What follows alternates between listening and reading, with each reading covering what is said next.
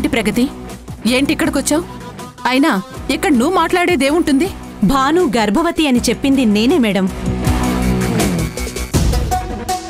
చెప్పారుగా, ఇంకా మాట్లాడడానికి ఏముంది? ఉంది. భాను ప్రెగ్నెంట్ అని చెప్పింది నేనే. అది తప్పు అని చెప్పడానికే వచ్చాను.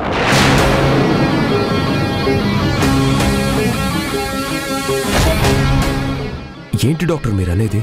అవును కార్తీక్, మీ నమ్మకమే నిజమైంది. భాను ప్రెగ్నెంట్ కాదు. ఈ విషయం చెప్పడానికే ఇందాకటి నుంచి మీ ఇద్దరికి నేను ఫోన్ చేస్తున్నాను. మీ ఇద్దరూ ఎవరూ లిఫ్ట్ చేయడం లేదు. అందుకే డైరెక్ట్గా నేనే వచ్చాను.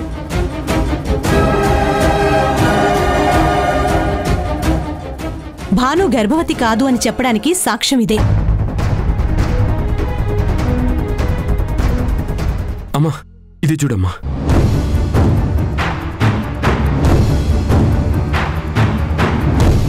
ఏంటి ప్రగతి ఇది? ఎక్కడైనా ఇలా జరుగుతుందా? గర్భవతి కాకుండా అయ్యింది అన్నట్టు రిపోర్ట్స్ అనేవి ఎలా వస్తాయి? మీరన్నది నిజమే మేడం. ఇలా లక్షల్లో ఒకరికి మాత్రమే జరిగే అవకాశం ఉంది. బ్లడ్లో హార్మోన్స్ ఇంబ్యాలెన్స్ వల్ల టెస్ట్ చేసినప్పుడు మాకు పాజిటివ్ రిపోర్ట్స్ వచ్చాయి. స్కానింగ్ చేసి ఉంటే నిజం అప్పుడే బయటపడేది. కానీ మేము స్కానింగ్కి డేర్ చేయలేకపోయాం. కానీ భాను బాధ విన్నాక నాకు డౌట్ వచ్చింది. ఈ హార్మోన్స్ టెస్ట్ చేయించాలనుకున్నాను, చేయించాను. ఆ టెస్ట్లో ఒక భయంకరమైన నిజం బయటపడింది. ఏంటి డాక్టర్ అది? ఇలా రియాక్షన్స్ ఇచ్చే కెమికల్స్ భాను బాడీలో కనిపించాయి.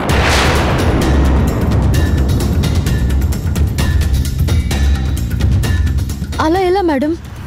నాకు తెలియకుండా ఎలా జరుగుతుంది? ఖచ్చితంగా అవి ఏ టాబ్లెట్స్ రూపంలోనో లేదా ఇంజెక్షన్ రూపంలోనో మీ బాడీ మీద ప్రయోగం చేసుంటారు.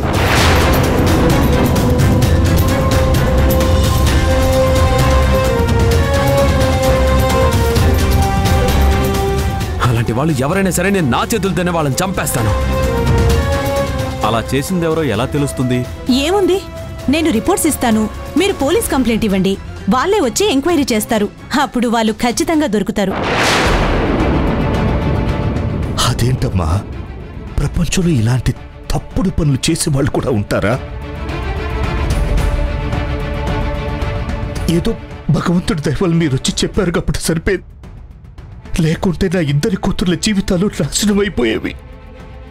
మేమందరూ కుటుంబంతో సహా ఆత్మహత్య చేసుకుని చచ్చుండేవాళ్ళం.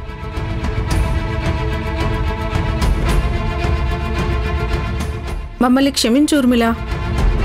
నీ మీద నీ కోడల మీద నిందలు వేశాము, తొందరపడి నోరు జారాము. నీ కొడుకు కోడలు ఎంతో గొప్పవాళ్ళు.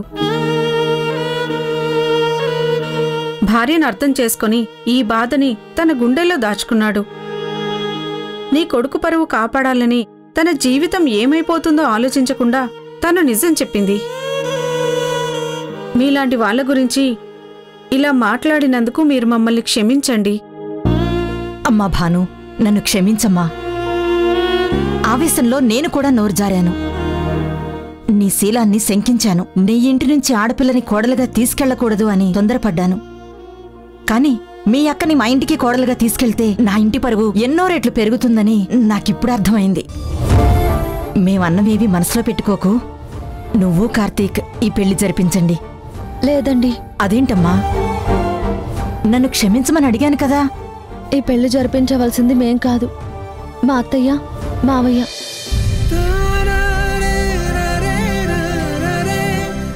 ఇప్పుడు కన్యాదానం వాళ్ళ చేతుల మీదుగా జరిపించడమే మా మర్యాద. ఇంతమందిలో ఈ నిజాన్ని నేను ఎందుకు ఒప్పుకున్నానో తెలుసా? ఆయన్ని ఎవరూ అపార్థం చేసుకోకూడదు అని, మా అత్తయ్య మీద ఎవరూ నిందలు వేయకూడదు అని. నా అత్తవారి కుటుంబం ఎప్పుడూ తలదించుకునే పరిస్థితి రాకూడదు అని. నేను నిందపడినా ఆ దేవుడున్నాడు, మా అమ్మ ఆశీర్వాదం ఉంది. అందుకే అసలు నిజం బయటకొచ్చింది. మేమందరం కోరుకునేది మాత్రం మా అత్తయ్య తల ఎత్తుకునే ఉండాలి, ఎప్పుడూ తలదించుకునే పరిస్థితి రాకూడదు అని.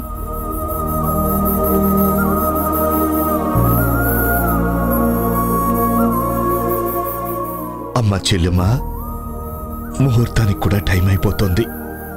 పదమ్మా వెళ్దాం.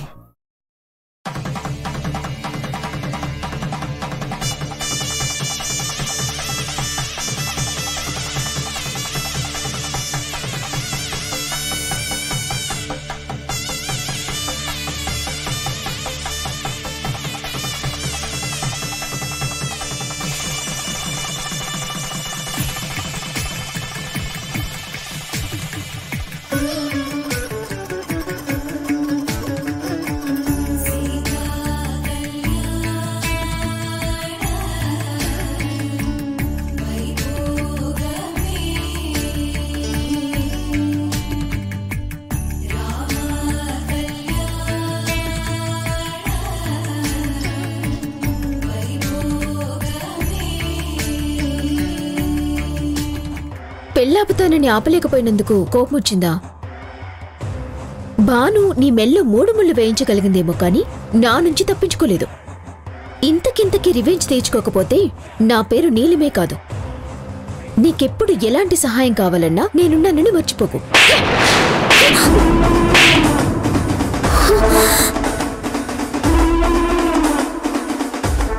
ఇన్నాళ్ళు నీ మాటలు నమ్మి దేవత లాంటి భానుని అపార్థం చేసుకున్నాను. నా సొంత వాళ్లనే శత్రువుల్లో చూశాను. వాళ్లని విడదీయడానికి నీకు సాయం చేశాను.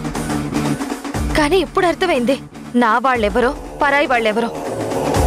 ఈ పాపంలో నేను చెయ్యి కలిపాను కాబట్టే ఆ టాబ్లెట్ ఇచ్చింది నువ్వు అన్న నిజం చెప్పలేదు. ఓ, నువ్విరుక్కుంటున్నావని కదా? కాదు, కూతురులా చూసుకున్నా నేనే ఈ ద్రోహం చేశానని తెలిస్తే మా పెదనాన్న గుండె ఆగిపోతుంది. అందుకే చెప్పలేదు. ఇంకోసారి నా కుటుంబం జోలికొచ్చినా భాను కార్తీకులని విడదీయాలని చూసినా నేను భాను అంత మంచిదాన్ని కాదు. నిన్ను నరికి పోగులు పెడతాను. ఇప్పటికైనా నీ పద్ధతి మార్చుకో. అమ్మా వైశాలి, అల్లుడు గారు వెయిట్ చేస్తున్నారు తల్లి, తొందరగా రా. వస్తున్నాను పెద్దనాన్న. ఏమండి, మనము బయలుదేరదాం. కార్తీక్, మీ ఇద్దరు కూడా మన ఇంటికి వస్తే బాగుంటుంది కదా. ఎప్పుడొస్తున్నారు? అమ్మా, భాను మనసు మార్చి ఇంటికి తీసుకొస్తానని ఆ రోజు మాటిచ్చాను. ఇప్పుడు భాను మారింది. తను నన్ను యాక్సెప్ట్ చేసింది. దానికి సాక్ష్యం ఇప్పుడు జరిగిన పెళ్లి.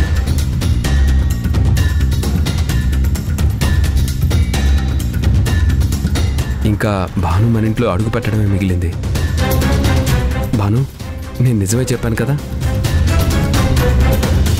అమ్మాయి నవ్వే చెప్తుంది కదరా ఆనందంగా వస్తానని. ఇంకే, ఇప్పుడే బయలుదేరదాం పదండి. నన్ను క్షమించండి మావయ్య, మీ మాటకు అడ్డొస్తున్నాను. నేను మీ ఇంట్లో కోడలిగా అడుగు పెట్టాలంటే అత్తయ్య అనుమతి ఇవ్వాలి. అత్తయ్యే నన్ను ఆహ్వానించాలి. దాందే ఉందమ్మా, ఊర్మిళ కూడా చెప్తుంది. ఊర్మిళ చెప్పు. అవునమ్మా, భాను నువ్వు రా అని నువ్వు పిలిస్తే మేమిద్దరం మన ఇంటికి వచ్చేస్తాం.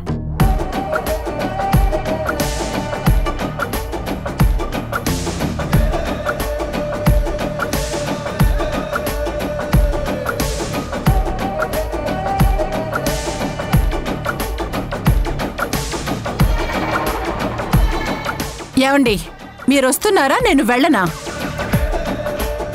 థ్యాంక్స్ రమ్మను, జాగ్రత్త. వెళ్ళొస్తానరా.